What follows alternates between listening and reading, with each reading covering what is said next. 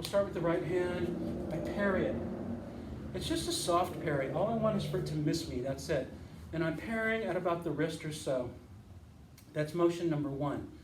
Number two is this hand comes up, and with the back of my hand, I kind of shave her elbow, where if this was a razor, I'd be shaving the hair off the arm here.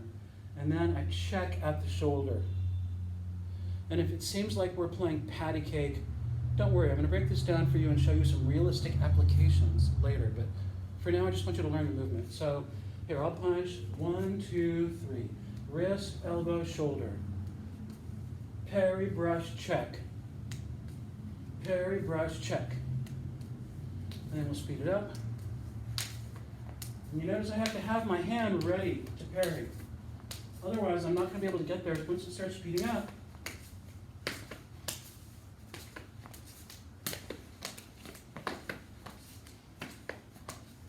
Okay, now in terms of really basic applications, go ahead. The parry is always going to be a parry, punch right here. The parry is always going to be a parry. The brush right here could actually be a back fist with the knuckles into the triceps. So it could be, boom, be a nasty hit right there. Let's do that hand so I can show. Bang, right there. It could be a hit into the triceps, or it could be a hit right here into the ribs. Then the check that comes in on the shoulder could be a very aggressive check that turns her body a little bit to open her up for a knee strike, or a roundhouse into the back of the leg, or a shot right here to the ear, or a hook punch to the kidney. Or it could be a punch. So here and here, right? So instead of just parry, brush, check, what we're really doing is parry, hit, hit, or parry, hit, hit, or parry, hit, elbow, if I change the range, or parry, punch, elbow, or parry, finger jab, elbow, right? Any of those. But at the very basic level, it's just parry, brush, check. Parry, brush, check. Okay, now we'll go back to the right hand and I'll show you a slightly more advanced application. Now we always work it off the flow. So before you go into your application, get in your flow a little bit. Now when I do the application, what I'm going to do is instead of the check, right, parry, brush, check.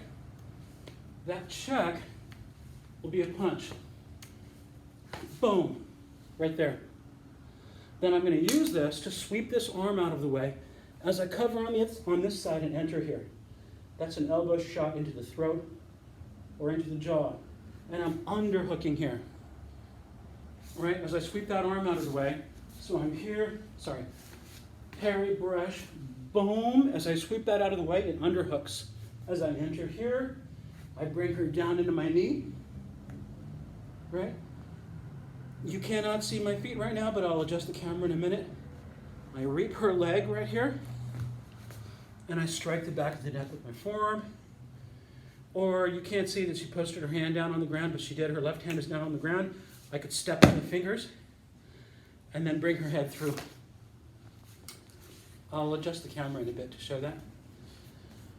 In fact, let me do it right now. So you're not going to be able to see my upper body, but you'll be able to see once we get down on the ground.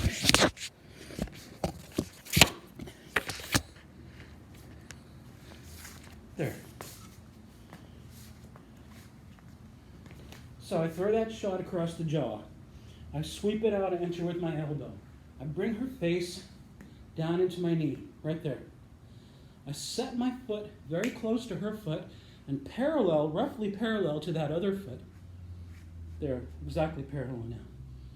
It doesn't look like it in the camera, but trust me, this foot and that foot are parallel and it's very close. I come up with another knee shot right here, and then I reap her leg. I'm going to be gentle because her knee's messed up, but I reap that leg right there. From here, I can strike to the back of the neck with my forearm, if I want to be nice, with a palm, a kind of a cupped palm to the back of the neck. If the situation is very severe, with the point of my elbow right here. if she posts with her hand, hold on, let me take my shoe off. Be nice. That's fine. If she posts with her hand, I could step on that with this foot or with this foot, and then push her head through here. And I'm going to release it because her wrist gets twisted up in a really weird way. But then from there, I can snap this here.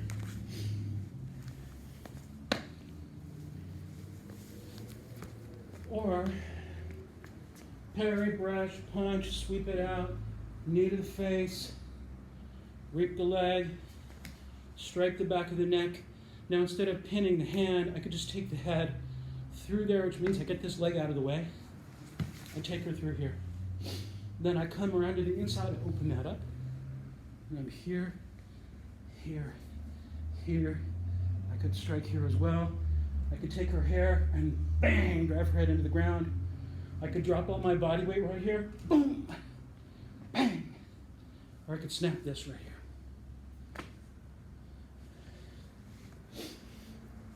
Okay, let me put my shoes back on. I'm going to put the camera back up, and I'll show you the switch.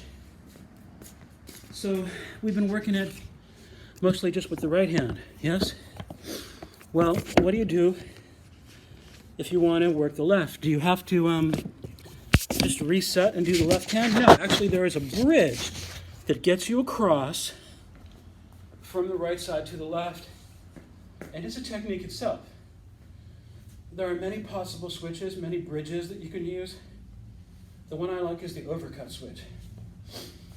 So we're flowing here. 1, 2, 3. Parry, brush, check. Wrist, elbow, shoulder. 1, 2.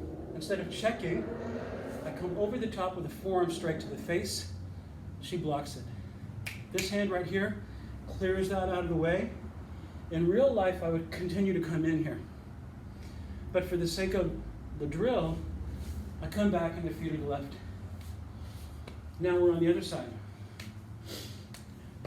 1, 2, 3. 1, 2, 3. 1, 2, overcut. Clear, feet to the right. 1, 2, 3. 1, 2, 3. 1, 2, overcut. Clear, feet to the left. In reality, the overcut would be very hard to stop. It would be here. But if she did manage to stop it, I'd clear that out and I would just continue right in. But for the drill, I come back and I feed it. So there's a point of weakness built into every Hubud drill. That's one of the objections, overcut, of people who don't like Hubud. You pick that up? They say Hubud drills are unrealistic because they flow back and forth, and in real life fights, things don't flow. They're chaotic and messy and one-sided, and you don't want to flow. And all of that is true.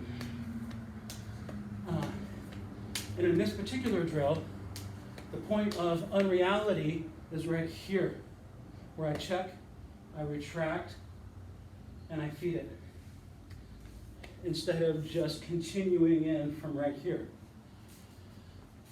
So yeah, there's an element of unrealism built into every Hubud drill, but is it worth the trade-off in exchange for learning to deal with a punch that's coming at you very quickly? Because once you get more advanced with it, I'm going to start speeding it up.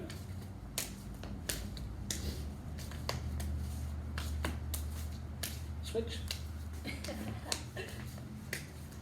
Switch. Switch. So you just get used to things coming at you very quickly, and then you can start mixing them up because there are Hubud drills for circular punches, for angled strikes, for elbows, for uppercuts, and then you start mixing them up, and you just learn to deal with things that are coming at you without flinching, without turning away, without blinking. You learn to use a little bit of body movement, to slip the punch, to parry. I think it's worth it. So that is your basic Hubud.